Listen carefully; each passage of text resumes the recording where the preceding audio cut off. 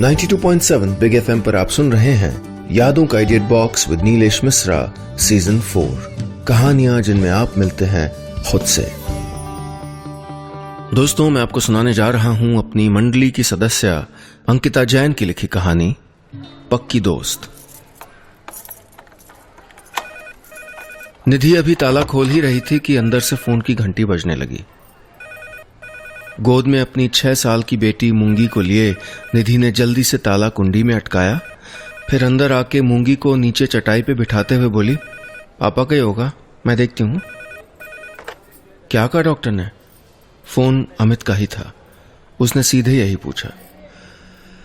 ये आखिरी उम्मीद थी अमित, इस डॉक्टर ने भी वही कहा। इतना सुन के अमित ने फोन रख दिया और निधि वहीं स्टूल के बगल में जमीन पे बैठ गई। उसे लगा जैसे उसके कंधे पे अब भी टंगे बैग से झांकती मूंगी की रिपोर्ट्स उससे कह रही हूं कि अब हम थक गए हैं, हमें किसी अलमारी की दराज में सुला दो, अब हमारी जरूरत फिर नहीं पड़ेगी। निधि रोना चाहती थी। पिछले 6 साल से खुद को उम्मीद बंधाती निधि आज अपनी हर उम्मीद का दम अस्पताल में ही तोड़ आई थी और आज उस उम्मीद के मरने का मातम वो जी भर के रो के मनाना चाहती थी। अपनी आंख से गिरे आंसू का एहसास उसे हुआ तो उसे ख्याल आया कि मूंगी भी वही है और उसकी निगाहें अपनी मां पे ही टिकी हुई हैं। मां को रोता देख अपनी चटाई के साथ खिसकती हुई मूंगी निधि के पास आई और अपने नन्हे हाथों से उसके आंसू पोंछते हुए मुस्कुरा के बोली, मां, हकूना मटाटा। मूंगी का इतना कहना था कि निधि ने मूंगी को जोर से बाहों में भर लिया और उसे चूमते हुए रोने लगी।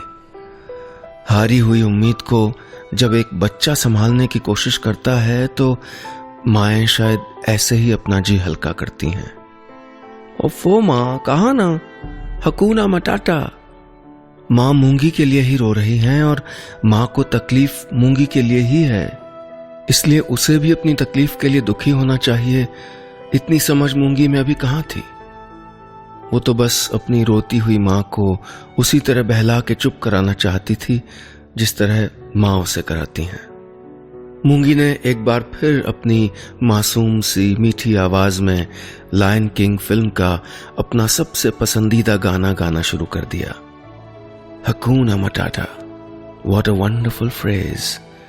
हकूना मटाटा, ain't no passing craze. It means no worries. It means no worries for the rest of your days. It's a problem-free philosophy. Hakuna Matata. नन्हे हाथ मटकाती, कंधे हिलाती अपनी बच्ची को गाता देख आंसुओं के बीच से ही निधि के होंठ मुस्कुरा दिए। हकूना मटाटा मूंगी के लिए गाना भी था और वो पहली कविता भी थी जो उसे उसके पापा ने सबसे पहले याद कराई। हमटी डमटी और मछली जल की रानी है से भी पहले, वो कविता जिसे मूंगी हर पल गुनगुनाती रहती। 92.7 बिग एफएम पर आप सुन रहे हैं यादों का idiot box with Nilesh Mishra season 4। कहानियां जिनमें आप मिलते हैं खुद से। दोस्तों, मैं आपको सुना रहा हूं अपनी मंडली की सदस्य अंकिता जैन की लिखी कहानी पक्की दोस्त। इस कहानी में अब तक आपने सुना, निधि अपनी बेटी मूंगी की रिपोर्ट्स लेके घर आती है और अपने पति अमित को बताती है कि मूंगी के ठीक होने की अब कोई उम्मीद नहीं बची है।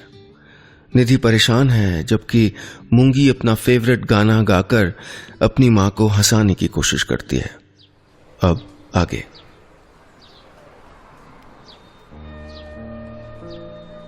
निधि और अमित की इकलौती बेटी मूंगी neuron fibromatosis of the spine and congenital talipes equinovarus नाम की बीमारी के साथ पैदा हुई थी। इस बीमारी का नाम जितना बड़ा और खतरनाक था उतना ही गहरा और तकलीफदेह उसका असर मूंगी की जिंदगी पे पड़ा था। मूंगी के शरीर का आधा हिस्सा शून्य था। वो अपने शरीर के निचले हिस्से को महसूस नहीं कर सकती थी। जिस उम्र में बच्चे बोलना सीखते हैं उसी उम्र में मूंगी ने भी सीखा था, लेकिन जिस उम्र में बच्चे चलना सीखते हैं उस उम्र में मूंगी ने अपनी चटाई के साथ घिसटना सीखा, हमेशा के लिए। शाम होने लगी थी और मूंगी टीवी के सामने बैठी अपना पसंदीदा सिम्बा देख रही थी और उसे अपनी ड्राइंग बुक में बना भी रही थी। उसको दवाई खिलाने आई निधि बोली, अरे वाह, ये तो बिल्कुल असली का लगता है। बस मूंगी भी आज ये दवाई खा के बिल्कुल इसके जैसी ताकतवर हो जाएगी। माँ, झूठ बोलना गंदी बात। आज डॉक्टर अंकल ने कहा था ना, मूंगी को हर रोज कड़वी दवाई खानी पड़ेगी।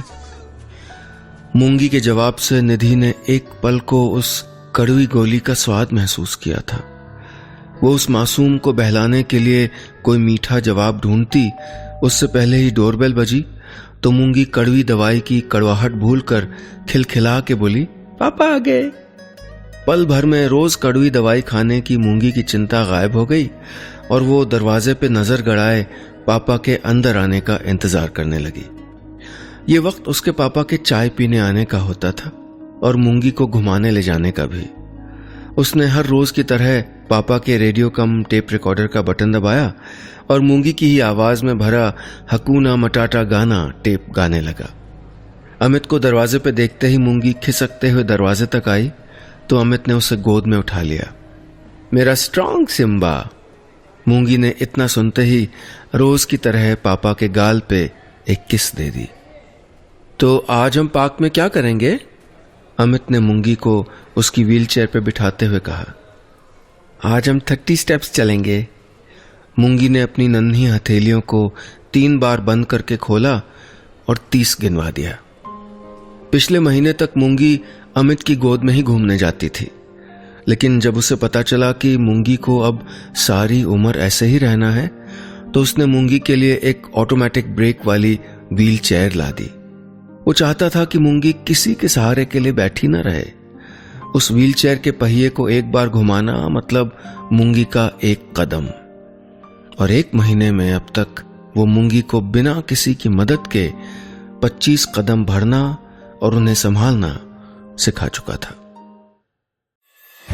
92.7 बिग एफएम पर आप सुन रहे हैं यादों का idiot box with Nilesh Mishra season 4, कहानियां जिनमें आप मिलते हैं खुद से। दोस्तों, मैं आपको सुना रहा हूं अपनी मंडली की सदस्य अंकिता जैन की लिखी कहानी पक्की दोस्त। इस कहानी में अब तक आपने सुना 6 साल की मूंगी को एक पैदाइशी बीमारी है जिससे उसके शरीर का आधा हिस्सा वो महसूस नहीं कर सकती और नहीं चल सकती है। उसके पिता अमित उसे पार्क में ले जाके व्हीलचेयर को खुद हैंडल करना सिखा रहे हैं ताकि वो किसी के सहारे न रहे। अब आगे। अमित के साथ मूंगी अपनी ड्राइंग बुक लेके पार्क में पहुंच गई।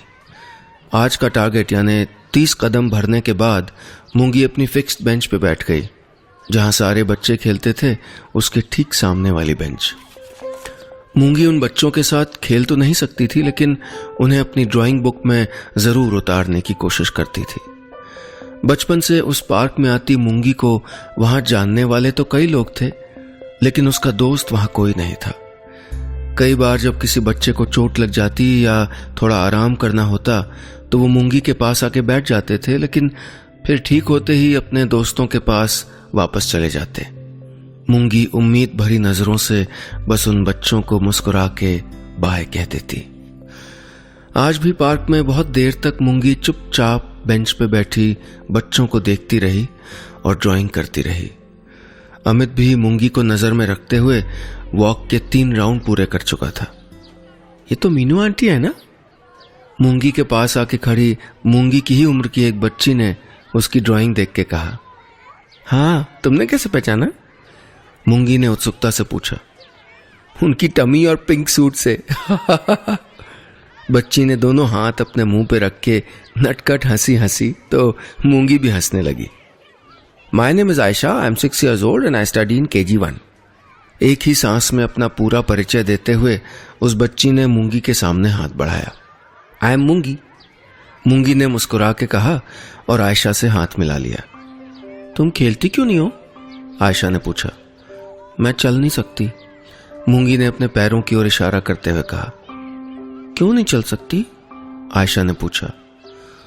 क्योंकि गॉड मेरे पैरों में पावर देना भूल गए। मूंगी ने आज अपनी मम्मी निधि का वो जवाब आयशा को दिया जो अक्सर निधि को मूंगी को देना पड़ता है। बैड गॉड, आयशा ने कहा। तुम खेल क्यों नहीं रही? मूंगी ने पूछा। बोरिंग गेम खेल रहे हैं लोग और मुझे ड्राइंग अच्छी लगती है, मैं भी कल से ड्राइंग बुक लाऊंगी, आयशा ने कहा। तो मूंगी बहुत खुश हुई, फिर बोली, मेरी फ्रेंड बनोगी? यस, फ्रेंड्स, आयशा ने कहा। आयशा चलो बेटा, आयशा को लेने आई उसकी मां ने कहा। तो आयशा ने मूंगी से मिलवाया। मामा ये मूंगी है, मेरी न्यू फ्रेंड। ये चल नहीं सकती क्योंकि इसके पैरों में पावर नहीं है। गॉड इसके पैरों में पावर देना भूल गए। ये बहुत अच्छी ड्राइंग करती है, कल से मैं भी इसके साथ ड्राइंग करूंगी। हाँ, बेचारी बच्ची, गॉड ब्लेस यू बेटा, आयशा की मां ने कहा। और फिर दोनों चले गए। थोड़ी देर बाद मूंगी भी घर चली आई, लेकिन आज मूंगी बहुत खुश थी। आज उसे एक दोस्त जो मिली थी। घर आते ही उसने अपनी नई दोस्त के बारे में सब कुछ अपनी मां को बताया। फिर अचानक कुछ सोच के निधि से बोली, मां बेचारी क्या होता है? आयशा की मां ने मुझे बेचारी क्यों कहा? अपनी 5 साल की बेटी के मुंह से इस भारी शब्द को समझने की इच्छा जान के कुछ पल को निधि चुप हो गई। अब इसका क्या जवाब देगी? मूंगी कभी ये सवाल भी पूछ सकती है, निधि ने सोचा नहीं था।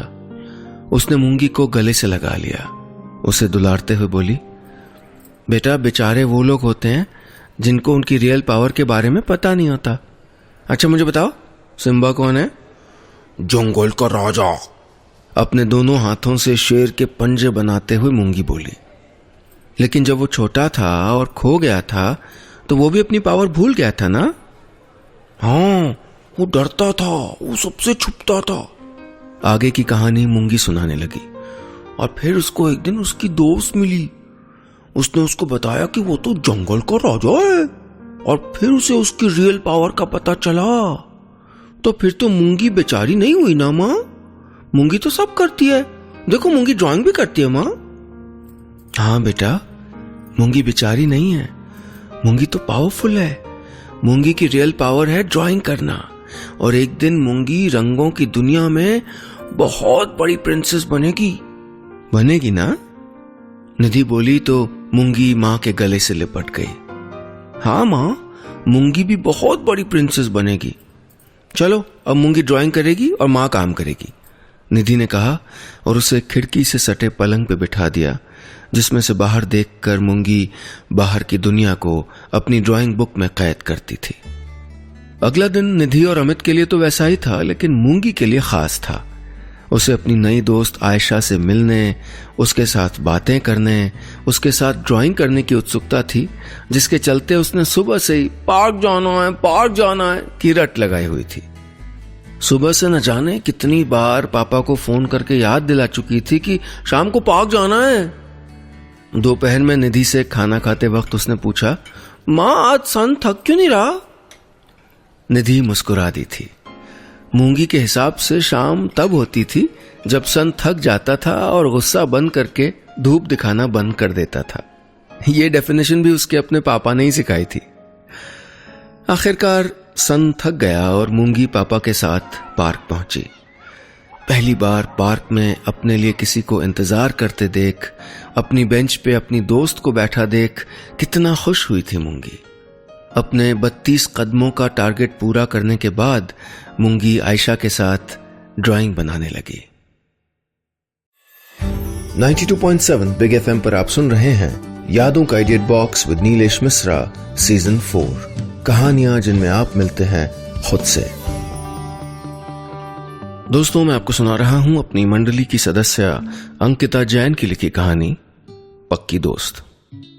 इस कहानी में अब तक आपने सुना, छोटी सी मूंगी को एक दिन एक दोस्त मिलती है, आयशा। मूंगी को एक दुर्लभ बीमारी है जिसके कारण वो चल नहीं पाती है। आयशा को मूंगी की ही तरह ड्राइंग पसंद है और मूंगी खुश है कि उससे पहली बार किसी ने दोस्ती की है। मूंगी आयशा के साथ रह के खुद को स्ट्रांग फील करती है। उसे लगता है कि उसके भी दोस्त बन सकते हैं। अब आगे दिन गुजरते गए और कुछ ही दिनों में मूंगी और आयशा छुंगली से छुंगली मिलाकर फिर उसे चूम कर बनने वाली दो पक्की दोस्त बन गईं, जो अब सिर्फ ड्राइंग नहीं करती थी बल्कि आम छुरी छप्पा छुरी भी खेलती थी। कभी कभी मीनू आंटी की टमी, नीता आंटी की एक्सरसाइज की एक्टिंग करके पापा को खूब हंसाती भी थी। मूंगी और आयशा की दोस्ती अब पार्क तक ही सीमित नहीं थी। अब आयशा मूंगी के घर भी आती थी कभी कभी, उसके खिलौनों से घर घर खेलने, उसके साथ डॉक्टर गेम और गुड्डे गुड़िया का खेल खेलने। लेकिन मूंगी की दुनिया में दोस्ती का नया रंग परवान चढ़ता उससे पहले ही ऐसा कुछ हुआ कि मूंगी आयशा के सामने जाने से भी हिचकिचाने लगी। एक दिन आयशा मूंगी के घर आई थी। दोनों डॉक्टर डॉक्टर वाला गेम खेल रहे थे। आज मैं तेरे पैरों का ऑपरेशन करूंगी। हाँ, आयशा ने स्टेथोस्कोप कानों में लगाते हुए मूंगी से कहा। फिर तू भी चलने लगेगी? सच्ची? मूंगी ने उछलते हुए कहा। हाँ चलो, अब चुपचाप लेट जाओ, मैं तुमको इंजेक्शन लगाऊंगी, आयशा ने कहा और अपनी नकली किट से नकली इंजेक्शन असली भावनाओं के साथ मूंगी को लगा दिया। फिर प्लास्टिक के चाकू और बाकी औजारों के साथ मूंगी के पैरों का ऑपरेशन करने लगी। मूंगी उस ऑपरेशन में इतनी खोई हुई थी कि कब उसके कपड़े गीले हुए उसे पता ही नहीं चला। पता तो उसे वैसे भी नहीं लगता था, लेकिन निधि हर एक घंटे में उसे टॉयलेट करा दिया करती थी और जब भी मूंगी बाहर जाती थी उसे डायपर पहना देती थी। आज पहली बार मूंगी के कपड़े गीले देख के आयशा ने चौंकते हुए कहा, मूंगी तू अब भी कपड़ों में सूसू करती है? आयशा के इतना कहते ही झूठ मूठ की ऑपरेशन बेंच पे आंखें बंद करके लेटी मूंगी जाग गई और देखा तो सच में अपने कपड़े गीले देख के उसे रोना आ गया। इससे पहले भी उसने कई बार कपड़े गीले किए थे, लेकिन आज अपनी सबसे अच्छी दोस्त के सामने शर्मिंदा होना उसके रोने की खास वजह थी। मूंगी को रोता देख निधि भाग के उसके पास आई और उसके कपड़े बदल दिए। फिर बहला फुसला के उसे चुप कराया और आयशा को भी उसके घर वापस भेज दिया। वो पूरी शाम और अगला पूरा दिन मूंगी ने न सिम्बा को देखा, न ड्राइंग की और न ही माँ पापा से बात की। शाम को जब पापा ने उसे पार्क ले जाने के लिए कहा तो उसने मना कर दिया। मैं पार्क नहीं जाऊंगी, वहां आयशा होगी और वो मुझ पे हंसेगी कि मैं इतनी बड़ी होके कपड़ों में सूसू करती हूं। अमित ने जब उसे समझाना चाहा तो वो रोने लगी। अच्छा चलो नहीं जाते पार्क, आज हम मॉल चलेंगे, घूमेंगे और शॉपिंग करेंगे। बहला के अमित मूंगी को मॉल तो ले गया, लेकिन वहां भी वो उदास ही रही। 92.7 बिग एफएम पर आप सुन रहे हैं यादों का idiot box with Nilesh Mishra season 4, कहानियां जिनमें आप मिलते हैं खुद से।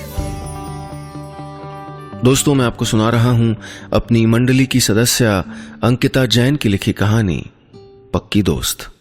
इस कहानी में अब तक आपने सुना मूंगी से आयशा की दोस्ती पार्क से घर तक की हो जाती है। अब आयशा मूंगी के घर भी आती है उसके साथ खेलने, ड्राइंग करने, टीवी देखने। लेकिन एक दिन मूंगी आयशा के सामने कपड़ों में बाथरूम कर देती है, जिससे वो खुद को हीन भावना से देखने लगती है। अब आगे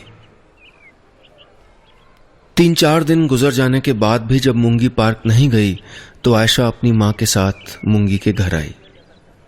तुम पार्क क्यों नहीं आती थी? देखो मैंने कितनी सारी ड्राइंग बनाई, तुम्हें दिखानी थी लेकिन तुम आती नहीं थी। आयशा ने एक ही सांस में अपनी पूरी बात कह दी और मूंगी वो तो आयशा से अब भी शर्मा रही थी। उसे लग रहा था कि आयशा अब उस पर हंस पड़ेगी। अपनी चटाई के साथ खिसकते हुए मूंगी निधि के पीछे जाके छिप गई ताकि आयशा की नजरों से बच सके। आयशा की मां ने 2 नन्ही सहेलियों के बीच की खामोशी को तोड़ने और दोनों को रोने से बचाने के लिए अपनी बात कही, क्योंकि अक्सर बच्चे जब कुछ कह नहीं पाते या अपनी बात सुना नहीं पाते तो रो देते हैं। आयशा की मां ने कहा, दरअसल पूरी कॉलोनी में बच्चों के लिए पार्क में 3 दिन का समर इवेंट हो रहा है और उसमें एक्सक्लूसिव किड्स का पेंटिंग कंपटीशन भी है और आयशा चाहती थी कि मूंगी इसमें जरूर पार्ट ले। तुम भी हिस्सा लोगी ना मूंगी? निधि ने मूंगी की तरफ देखा। नहीं मां, मूंगी ने कुछ नाराज से लहजे में कहा। क्यों बेटा, वहां और भी बहुत सारे बच्चे होंगे। निधि ने मूंगी को बहलाया। हाँ मां, वहां बहुत सारे बच्चे होंगे और सब मुझ पे हंसेंगे क्योंकि मैं इतनी बड़ी होके भी कपड़ों में सूसू करती हूं, मूंगी ने रुआंसे होके कहा और आयशा की तरफ से भी मुंह फेर लिया। नहीं बेटा, कोई मूंगी पे नहीं हंसेगा, मूंगी तो स्ट्रॉन्ग सिम्बा है ना। निधि ने इतना कहते हुए मूंगी को अपनी गोद में बिठा लिया। कुछ देर की चुप्पी के बाद आयशा की मां ने उससे कहा, आयशा बोलो बेटा। अपनी मां से इतना सुनने के बाद आयशा कुछ सेकंड रुकी, फिर मूंगी के गाल पे किस करके बोली, आई एम सॉरी। मामा बोलती हैं स्पेशल बच्चे कपड़ों में सूसू करते हैं तो हंसते नहीं हैं, और तुमको गॉड ने स्पेशल बनाया ना, क्योंकि तुम छोटी होके भी इतनी प्यारी ड्राइंग करती हो, तो तुम कपड़ों में सूसू कर सकती हो। आयशा का इतना कहना था कि मूंगी ने भी उसके गाल पे किस कर दी, और फिर दोनों ने अपनी छुंगलियां मिलाकर अपनी दोस्ती पक्की कर ली। तो फिर तू पार्ट लेगी ना? आयशा ने मूंगी से पूछा। हाँ, मूंगी ने चहक के कहा। क्या बनाएगी? आयशा ने पूछा। ये तो सीक्रेट है, मूंगी खिलखिला दी। मूंगी ने हिस्सा लिया और मूंगी की पेंटिंग फर्स्ट आई। एग्जीबिशन में लगी मूंगी की ड्राइंग देख के निधि और अमित हैरान रह गए। उसने बनाई थी पार्क में अपनी व्हीलचेयर पे अपनी पक्की दोस्त आयशा के साथ हाथों में हाथ लिए खेलती खिलखिलाती मूंगी, और उन दोनों को घेर के खेल रहे थे पार्क में खेलने वाले ढेर सारे दूसरे बच्चे। बस इतनी सी थी ये कहानी। 92.7 बिग FM पर आप सुन रहे हैं यादों का idiot box with Nilesh Mishra season 4, कहानियां जिनमें आप मिलते हैं खुद से।